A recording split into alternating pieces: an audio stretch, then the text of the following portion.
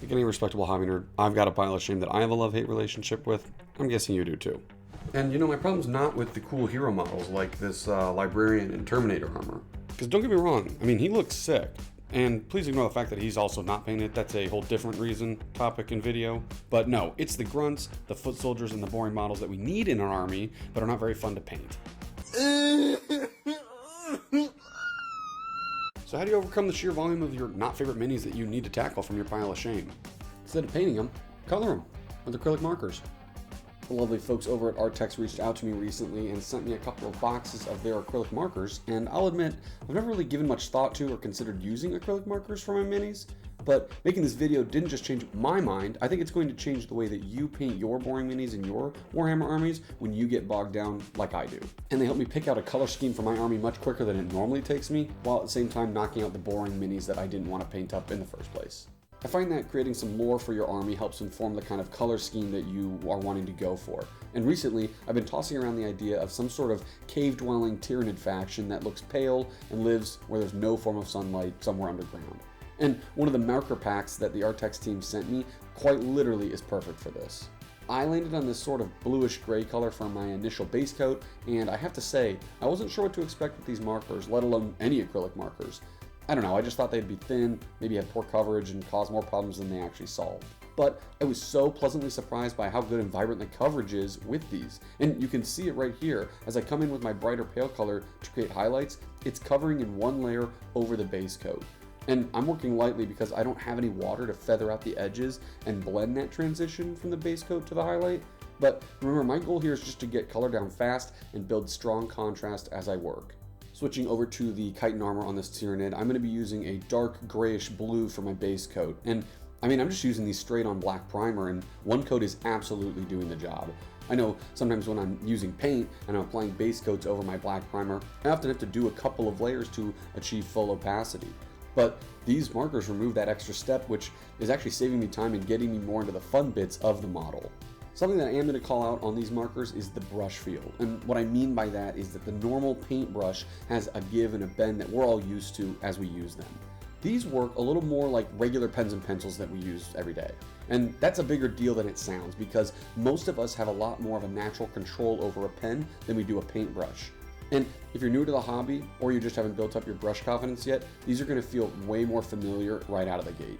You might be saying, Samuel, why don't I just get out my paintbrushes, my washes, and do a dry brush and get the same effect that you're doing right now? And I'd say you're forgetting one really important thing. I haven't made anywhere near the mess that I normally do when I'm painting with paint and paintbrushes. I haven't touched a brush, I didn't get any water or paper towel out, I didn't have to go digging through my paints and washes. I just grabbed my mini, looked at my marker options, and got started. Can't be opening and using all sorts of paints and trying to get tools to create this thing. What am I, a mini painter? I'm starting to pick out the edges and add more details to my Tyranid here, and the markers make getting your mini done so easy, especially if you're not the biggest fan of painting or you just want to get color on your models ASAP. Then this is the part that genuinely surprised me the most.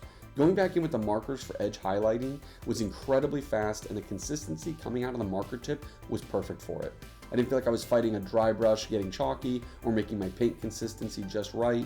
When you're trying to do edge highlighting, you just touch the edge with the marker and it delivers a clean, opaque hit of color.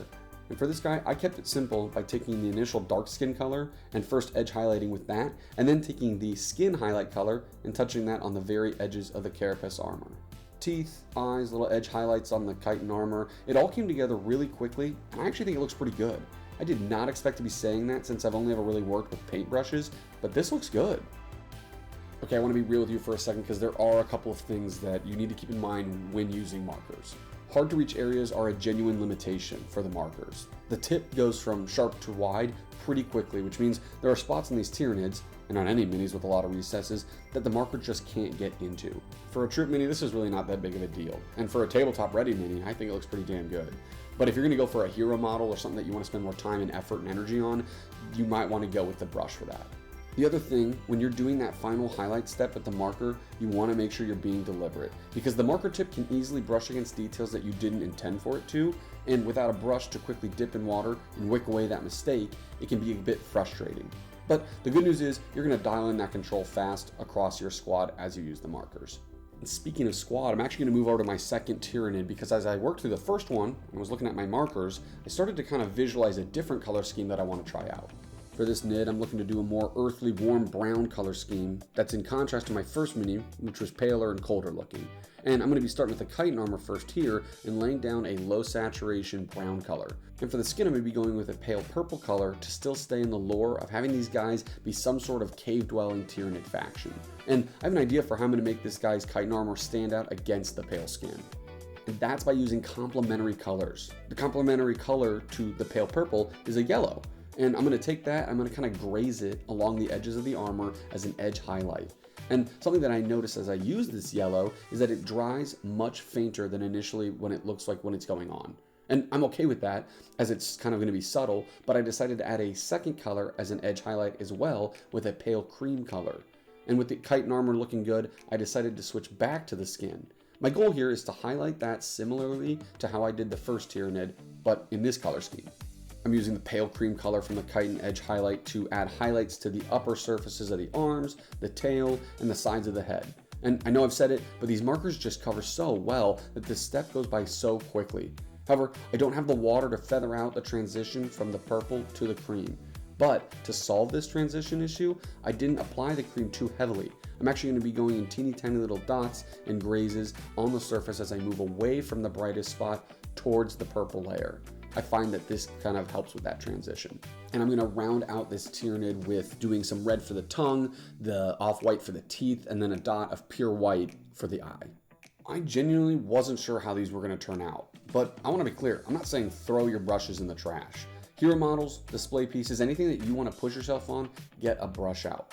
But for a 10-man squad of grunts, or some random Tyranids that you want to test some color schemes on, or anything that's been sitting in your closet since the last time GW dropped a new starter box, markers are your best friend. And if you're interested in trying out the markers for yourself, I'm going to be having the Arrtx markers that I used in today's video linked below. And not only that, but with Amazon Prime Day starting today, June 23rd and going to the 26th, Arrtx is running some serious discounts on their marker sets. Not just the ones I used today. Some of them up to 20% off. Everything linked below. And drop a comment down below. Let me know what's in your pile of shame that you need to get working on. Are you going to give these markers a shot? I think they could help you. Let me know with a comment. I read all of them. I'd love to hear from you. If you found this video useful, hit the like button, subscribe so you don't miss the next one, and as always, keep on crafting.